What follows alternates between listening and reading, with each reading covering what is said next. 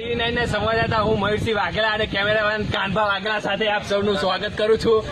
અહીંયા તમે જોઈ શકો છો કે અહીંયા ગામમાં જેથી કરીને થોર તળાવ તૂટવાનું છે એની રેડ એલર્ટ લાગી છે.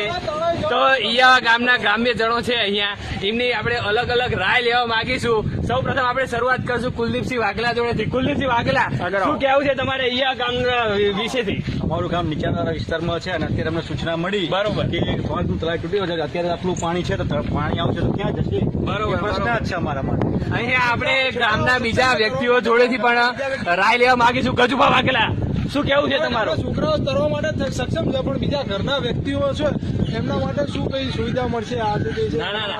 તો શું ગવર્મેન્ટ આપણે અહીંયા સાથ આપશે કે નહીં? શું ગવર્મેન્ટ નો સાથ સહકાર મળશે કે નહીં? અહીંયા રહેલા પ્રદેશોમાં જે વ્યક્તિને ઘરમાં હવે રહેવાના ફાફા છે શું તેમને ઘર મળશે કે નહીં? પૂરતો અનાજનો પુરવઠો મળશે કે નહીં? અહીંયા ગામના બીજા સભ્યો પણ આપણી જોડે ઉપસ્થિત છે. અહીંયા વાત કરીએ છીએ આપણે દર્શનસિંહ વાઘેલા. અહીંયા આવો, અહીંયા આવો. રોડ ઉપર જવાય જી દર્શનસિંહ વાઘેલા, તમારું શું કેવું છે? ગામમાં પાણી આવશે તો શું થશે અને શું નહીં થાય? શું તમે બધાને બચાવી શકશો? તમારા ગ્રામજનોને બચાવી શકશો? બહુ મોટો સવાલ તમારી સામે છે. અમે લોકો તો તૈયાર થઈ ગયા છે, ગામની બહાર જવાની તૈયારી કરી રહ્યા છે. નાના મોટા જે લોકો મળે એમને કહી રહ્યા છે કે ચલો આપણે ગામની બહાર જતા રહ્યા.